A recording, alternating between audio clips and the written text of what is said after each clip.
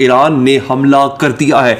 Iran ने Israel पर हमला कर दिया है, ये बहुत बड़ी खबर है। तो ईरान ने दमिश्क में ईरानी काउंसिल खाने पर हमले का जवाब देते हुए इसराइल पर 200 के करीब ड्रोन्स और मिसाइल दागे हैं। बाज़ इत्तलात के मुताबिक 100 रॉकेट, मिसाइल नहीं, रॉकेट फायर किए हैं इसराइल के अंदर। सिर्फ ईरान ने ही इसराइल पर हमला नहीं किया, बल्कि यमन ने भी इसराइल पर हमला कर दिया है।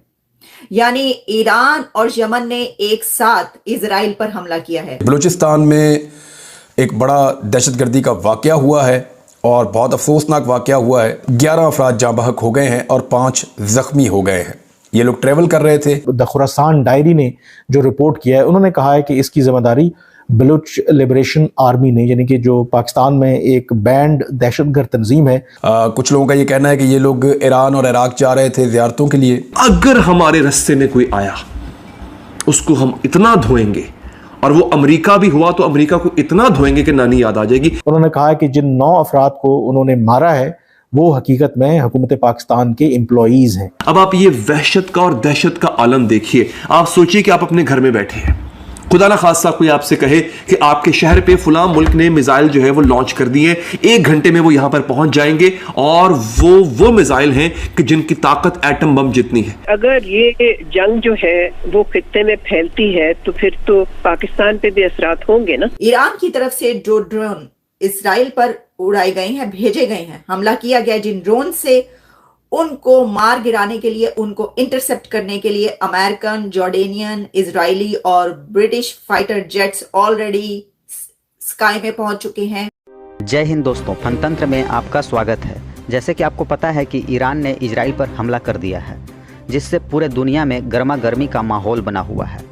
अभी रूस यूक्रेन तथा इजराइल फिलिस्तीन का युद्ध शांत ही नहीं हुआ था कि इजराइल और ईरान के बीच एक नई युद्ध की शुरुआत हो गई है, जो हम इंसानों के लिए बहुत ही बुरी खबर है, क्योंकि हर समय 2 गुटों के बीच से विश्व युद्ध का माहौल बना रहता है।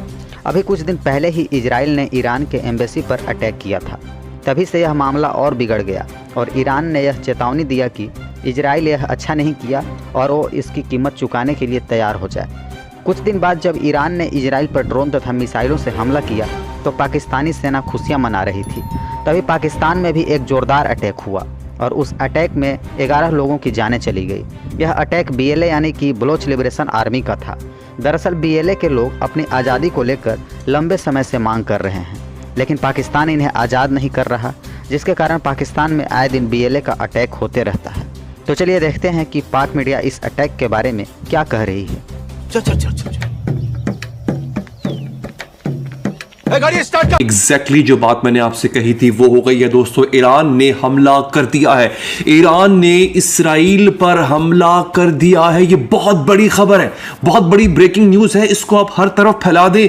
तीसरी आलमी जंग का आगाज हो चुका है, ईरान हमला कर चुका है। इस वक्त मैंने आज से थोड़ी देर पहले, चंद घंटे पहले आपको बताया था कि 100 मिसाइलों का एक बैराज वो इजराइल पर हमला करने के लिए तैयार है। और अब ईरान ने अपने सूबे हमदान ईरान का एक सूबा है जो कि बिल्कुल करीब जाके लगता है बहरे हुर्मस से, और हुर्मस के बाद सऊदी अरब और फिर इसराइल आता है। बहरे हुर्मस के करीब सूबा हमदान से ईरान ने इसराइल पे 100 मिसाइल दाग दिए हैं। और ईरान का जो सबसे मजबूत मिसाइल है वो है शाहिद, बल्कि ड्रोन जो सबसे मजबूत है उसका नाम है शाहिद 136। ये बहुत बड़ा मिसाइल है कि जिसको ईरान ने दाग दिया है। और नाजरीन, इस सूरत हाल का फायदा उठाते हुए और भी जंगजू मैदान में कूद पड़े हैं। मैं उसकी तफसीलात भी आपको बताऊंगा। सबसे पहले मैं आपको यह बता दूं कि कहा जा रहा था कि ईरान अटैक नहीं करेगा, ईरान ने बाकायदा इसराइल पर हमला कर दिया। तारीख में ईरान का इसराइल की सरजमीन पर यह पहला हमला है। जिसको इस हमले का सियाको सबाक नहीं पता, खासतौर पे अगर हमारे बैरून मुल्क पाकिस्तानी या इंडियंस या बांग्लादेशी देख रहे हैं, मैं ये बता दूं कि शाम में मौजूद ईरानी सफारत खाने पर इसराइल ने गुज़िश्ता हफ्ते हमला किया था। ईरान ने कहा था कि हमारे सफारत खाने पे हमला हमारी सरजमीन के हमले के मुतरादिफ है। और हम इसका बदला लेंगे। अमेरिका ने भरपूर कोशिश कर ली, बरतानिया ने पूरे अरब ममालिक की मिन्नतें कर ली कि ईरान को समझाओ ताकि वो हमला ना करे, हमला करने से बाज आए। इसराइल ने अमेरिका से कहा कि इसको समझाओ। दोस्तों, आज सुबह की वीडियो अगर आप मेरी देखें तो मैंने आपको कहा था कि हिजबुल्लाह ने 50 से 70 या बाज़ इतलात के मुताबिक 100 रॉकेट, मिसाइल नहीं, रॉकेट फायर किए हैं इसराइल के अंदर। और मैंने आपको सुबह कहा था कि आज शाम किसी भी वक्त, आज रात किसी भी वक्त ईरान हमला कर देगा। बिलाखिर वो हुआ। हिजबुल्लाह ने वो रॉकेट क्यों फायर किए थे? ताकि जो इसराइल का आयरन डूम सिस्टम है, जो कि इसराइल की फिजा में आने वाली किसी भी चीज को मार गिराता है, उसको मसरूफ रखा जाए। इधर लबनान से हिजबुल्लाह ने रॉकेटों की बारिश करके इसराइल के आयरन डूम सिस्टम को मसरूफ कर दिया, वो उधर मसरूफ था। यहां पर ईरान ने अपने मिसाइल लॉन्च कर दिए। ईरान के पास जो सबसे बेहतरीन मिसाइल है, उस मिसाइल की रेंज है 2500 किलोमीटर फी घंटा, मतलब 2500 किलोमीटर तक वो मार कर सकता है। उसकी स्पीड है 15,000 किलोमीटर फी घंटा, यानी 13 मैक उसकी स्पीड है। दोस्तों, ईरान और इसराइल का जो फासला है वो है 2300 किलोमीटर। ईरान के पास जो सबसे मजबूत बेहतरीन मिसाइल है वो है 2500 किलोमीटर तक मार करने वाला मिसाइल। अब ईरान ने अपने 9 बेहतरीन मिसाइल, जिनकी स्पीड मैक 13 से मैक 5 तक है, वो लॉन्च कर दिए हैं। तो मैं आपको एक और खबर देना चाहती हूँ, और वो ये है कि American, Jordanian, Israeli and British fighter jets are in the skies for the Middle East to intercept the drones.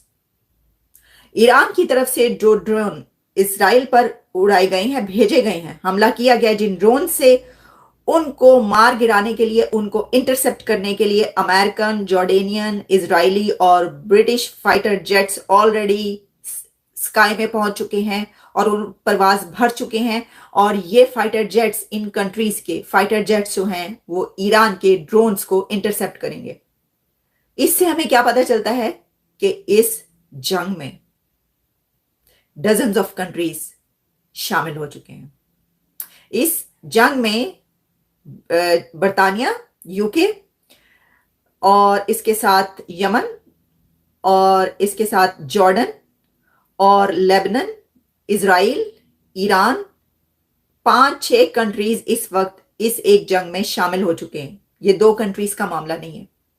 और जैसे जैसे खबरें आगे बढ़ेंगी, जैसे जैसे डेवलपमेंट्स होंगी, तो हमें पता चलेगा कि कंट्रीज जो हैं और भी इसके अंदर शामिल होते जा रहे हैं। नाज़रीन, एक बहुत अफसोसनाक वाकया है, मैं उस पर ज़रूर जिक्र करना चाहूँगा कि बलूचिस्तान में एक बड़ा दहशतगर्दी का वाकया हुआ है और बहुत अफसोसनाक वाकया हुआ है। ज़िला नौशकी में नामालूम अफराद की फायरिंग से पंजाब से ताल्लुक़ रखने वाले ये मुसाफिर थे, ये जा रहे थे। इनमें से 11 अफराद जाँ बहक हो गए हैं और 5 ज़ख्मी हो गए हैं।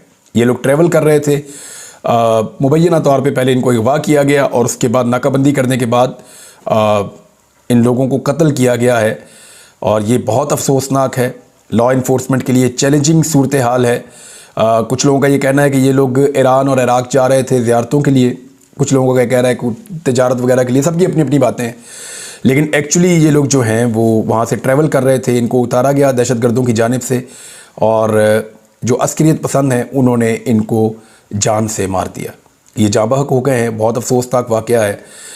चैलेंजेस बढ़ते चले जा रहे हैं सिक्योरिटी फोर्सेस के लिए बलूचिस्तान में, कबायली इलाकों में, और स्पेशली जो गिलगित बल्तिस्तान में जो इंसिडेंट हुआ उसके बाद वहाँ पे भी बहुत ज़्यादा काम में तेज़ी लाने की ज़रूरत पड़ गई है। और अगर तुम लोग नए हो तो सब्सक्राइब करो, वो जो लाल वाला बटन है उस पर फूट फेंक के मारो या फिर मोमबत्ती, मुझे नहीं पता, बस क्लिक हो जाना चाहिए।